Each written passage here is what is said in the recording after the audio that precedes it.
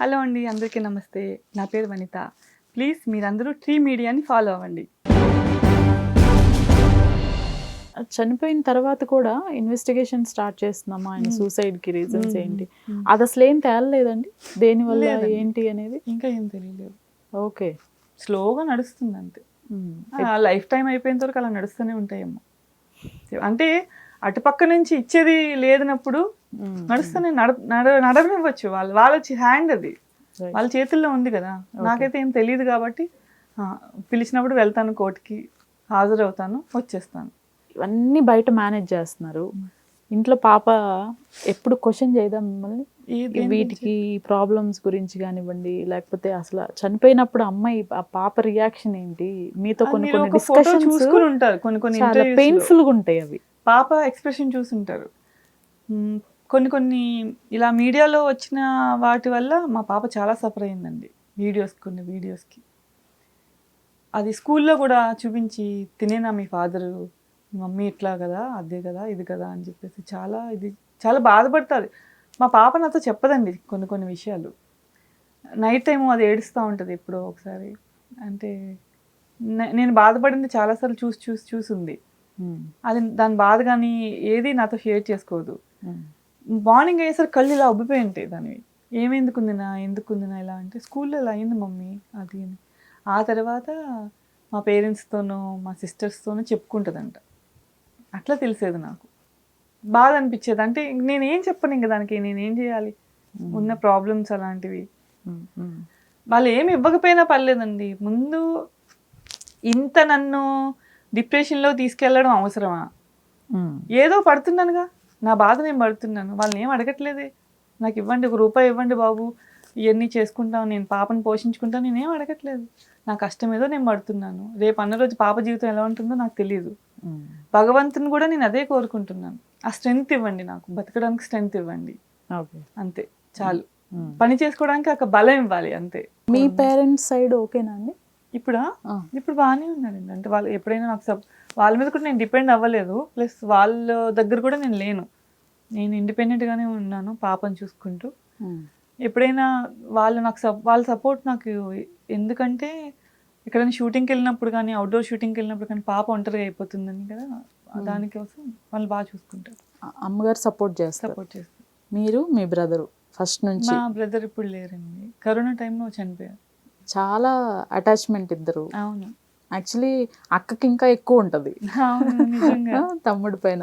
అందులోనూ చేసిన ప్రతి క్రైమ్లో పార్ట్నర్ కాబట్టి. అవును, ఫస్ట్ ఒక యాక్సిడెంట్ అయిందని చెప్పేసి అప్పుడు నాకు పాప పుట్టిందండి. పాప పుట్టిన 1.5 monthకే ఎప్పుడో యాక్సిడెంట్ అయింది. ఓకే. కానీ నాకు కొన్ని జరిగినాయని నాకు తర్వాత తెలిసింది. వాడికి ఇలా యాక్సిడెంట్, కొన్ని దోషాలు ఏ ఉంటాయి అంటారు కదా, మేనమామకు తగులుతాయి అంటారు కదా, అట్లా ఉన్నాయంట. తర్వాత తెలిసింది నాకు ఆ విషయం. యాక్సిడెంట్ అయింది అనగానే ఫస్ట్ నాకే కాల్ వచ్చింది. ఎందుకంటే లాస్ట్ మినిట్ వాడు నాకే మాట్లాడాడు కాల్లో. పాప ఇక్కడ పడుకుంది, కాల్ రాగానే ఇంక ఉంటుంది కదండి ఆ టెన్షన్, ఎలా ఉంటుంది. మా మామయ్య గారికి చెప్పాను, మామయ్య గారు ఇలా అయిందంట అంటే, సరే మా పద, నీకు తోడు నేను కూడా వస్తాను అని అన్నారు. ఆయన కూడా వచ్చారు నాతో పాటు. పాపని, అంటే చంటి బిడ్డే కదా, తనని తీసుకుని ఆయన్ని కూడా తీసుకుని ఇద్దరం బస్సులో వెళ్ళాం. వెళ్ళి చూడంగానే వాడు బెడ్, స్పైనల్ కార్డ్ నుంచి మొత్తం క్రష్ అయిపోయింది. అంటే స్పైనల్ కార్డ్ దగ్గర ఒక నర్వ్ కట్ అయిపోయింది మొత్తం. సో ఇక్కడ నుంచి ఏం వర్క్ చేయదు, ఇంకా ఫిజియోథెరపీ అది అని చెప్పారు. ఒక 1-2 days ఉన్నాను అక్కడే. మళ్ళీ ఇంకా ఇది కదా ఇప్పుడు నాకు ఫ్యామిలీ, వచ్చేసాను అంతే. ఇంకా అదంతా మా పేరెంట్సే చూసుకున్నారు తమ్ముడి విషయం. తర్వాత కొన్ని రోజులు అందరు కలిసే ఉన్నారని. ఎవరు కలిసి? తను మీ బ్రదర్ మీ దగ్గరే ఉన్నారు? లేదు.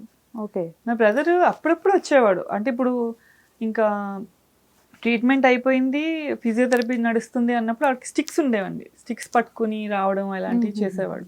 అప్పుడు మా ఇంటికి వచ్చేవాడు ఎప్పుడైనా. ఆ టైంలో కూడా పాపం తను ఒక్కడే మాట్లాడాడు మీ సైడ్ నుంచి. దానికి కూడా కింద ఎలా ఉన్నాయి చూసారా, స్క్రోల్ చేశారు. అరే నా కొడక, అరే ఎల్ కొడక, నువ్వు మీ అక్క గురించి చెప్తున్నావురా, అది ఇది అని చెప్పి చాలా చేశారు.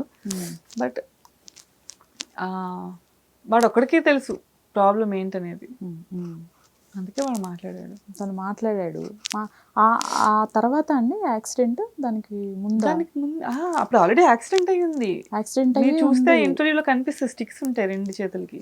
ఆ తర్వాత మరి ఎప్పుడు కరోనా టైంలో వెళ్ళిపోయాడు, తర్వాత చనిపోయాడు ఇప్పుడు ఈ అని మధ్య కదా చెప్పేసి కరోనా వచ్చింది. 2 ఇయర్స్. 2 ఇయర్స్ అయింది. సెకండ్ కరోనా వచ్చినప్పుడు అంటే మరి వాడు ఎంతటా వాడే అనుకున్నాడో అక్క వాళ్ళకి నేను ఇదైపోతున్నాను. తను అప్పుడు చనిపోయిన కొంచెం తర్వాత లేచి నడవటము, అంటే కొంచెం స్టిక్స్ తో సెట్ నడవడం అయిందా? అవన్నీ తనే నేర్చుకున్నాడు. ఓకే, తనంతట తన డైపర్స్ మార్చుకోవడము, ఓకే. ఇంకా తన పనులు తను చేసుకోవడం. కాకపోతే ఏంటంటే డ్రింక్ కి బాగా అలవాటు అయిపోయాడు. అంటే ఇప్పుడు చిన్న పిల్లాడు వాడు, పెళ్లి కాలేదు ఇంకా, ఉంటది కదా. అప్పుడే మ్యారేజ్ కూడా సెటిల్ అయింది. ఒక అమ్మాయి ఓకే అనుకున్న లవ్ మ్యారేజ్, వాళ్ళ పేరెంట్స్ ఒప్పుకుని వీళ్ళు ఒప్పుకుని, వీడికి యాక్సిడెంట్ అయిపోయింది, ఇలా స్పైనల్ ఇలా అయింది అనగానే ఆ అమ్మాయి కూడా వదిలేసింది. ఇంకా దాంతో డ్రింక్ అలవాటు పడిపోయి బాగా ఇప్పుడు ఏం చేస్తున్నాడు అనేది అర్థం కాదు కదా. ఎక్కువ డ్రింక్ అయిపోయిన తర్వాత ఇంట్లో ఇబ్బంది పెట్టడం, ఏమన్నా ఉంటే పగలగొట్టేయడం, కోపం వచ్చినప్పుడు. ఇప్పుడు డ్రింక్కి మందుకి డబ్బులు ఇవ్వలేదు అనుకోండి, ఏదైనా పగలగొట్టడం, ఇంకా అలా గొడవలు జరుగుతూ ఉండే. కానీ తర్వాత ఒక రోజు బాగా తాగేసి ఎటు వెళ్ళాడో తెలియదు అట్లా. దాని తర్వాత కొన్ని రోజులకి మాకు కామన్గా ఉండేది, ఎప్పుడైనా గొడవ పడినప్పుడు మా మామయ్య ఇంటికో లేదా ఫ్రెండ్స్ ఇంటికో వెళ్ళి అలా ఉండిపోయేవాడు 1-2 డేస్. అలాగే అనుకున్నాం మేము కూడా. ఎన్ని రోజులకి తెలిసింది? ఒక 1 వీక్కి.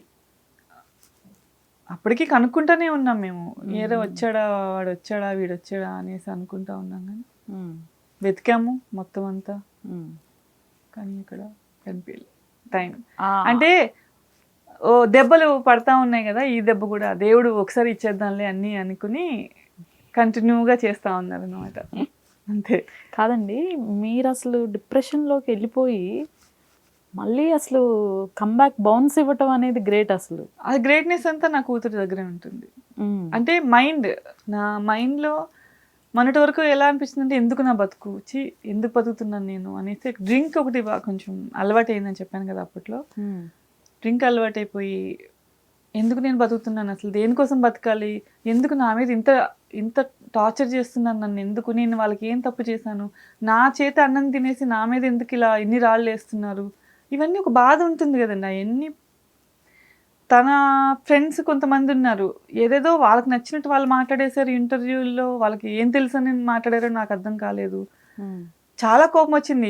తీసుకొచ్చి మాట్లాడారా? కొంతమంది మాట్లాడారండి, ఎవరో వాళ్ళకి నోటుకొచ్చింది మాట్లాడేశారు అంతే. మా ఇద్దరి గురించి తెలిసిన వాళ్ళు మాట్లాడితే బాగానే ఉండేది, తెలియని వాళ్ళు, తనతో మాత్రమే ఉన్న వాళ్ళు మాట్లాడారు. సరే, మీ ఫ్రెండ్స్ అయినా తన ఫ్రెండ్స్ అయినా మీ ఇద్దరికి ఏం జరుగుతుంది అనేది అది మీ ఇద్దరికే తెలుస్తుంది. థర్డ్ పర్సన్స్ కి తెలియదు కదా. ఇప్పుడు మేము డైవర్స్ కేసామనుకోండి, తనకి నా మీద కోపమే ఉంటది, ప్రేమ ఎక్కడి నుంచి వస్తుంది? ఇప్పుడు తన విషయం బయటపడింది నా దగ్గర, బయటపడినప్పుడు నేను తిడతాను, తనకి నా మీద కోపం వస్తుంది. వాళ్ళ ఫ్రెండ్స్, చుట్టుపక్కల ఫ్రెండ్స్కి అరే అది ఇలా చేసిందిరా అలా చేసిందిరా నా మీద అంటాడు, కానీ తను చేసిన పని చెప్పుకోడు కదా. అది నేను ఇలా చేశాను రా, సిగ్గుమల్ని పని ఇలా చేశాను రా, అది నన్ను ఇలా అన్ని బయటకు వెళ్ళిపోయిందిరా, ఇవన్నీ చెప్పుకోరు ఎవరు. ఎందుకంటే అవన్నీ చెప్పుకుంటే వాళ్ళు పరుగు పోతుంది కదా. ఇది అనుకోండి, ఏముంది, ఆడపిల్ల మీద వేసేసారు అంత ఒక మాట అయిపోతుంది.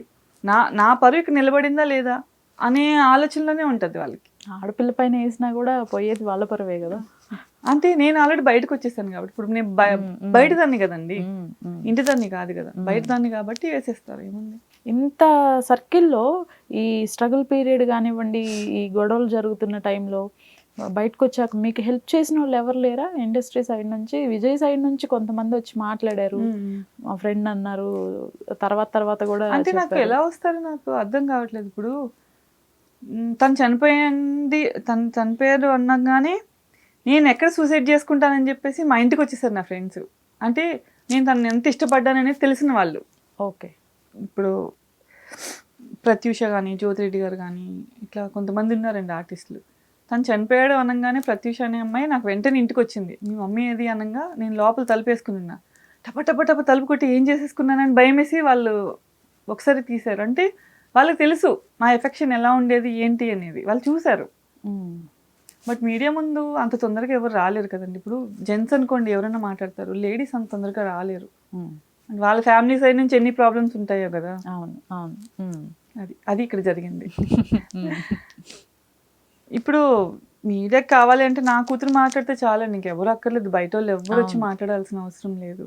ఎందుకంటే దానికి నేను ఇప్పుడు నేను చెప్పించడం కాదు కదా, అదంతా చూసింది కదా ఏం జరుగుతుంది ఏంటి అనేది. చిన్నప్పుడు వాళ్ళ గురించి వాళ్ళిద్దరు ఉండే దాని గురించి అయితే తెలియకపోవచ్చు, ఎందుకంటే చిన్నపిల్ల కాబట్టి. ఇప్పుడు పెద్దదైంది కాబట్టి ఇప్పుడు అన్నీ తెలుస్తాయి కదా. ఇప్పుడు మీరు ఎవరికి ఆన్సర్ చెప్పుకోవాల్సిన అవసరం లేదు, అవసరమే లేదు అసలు.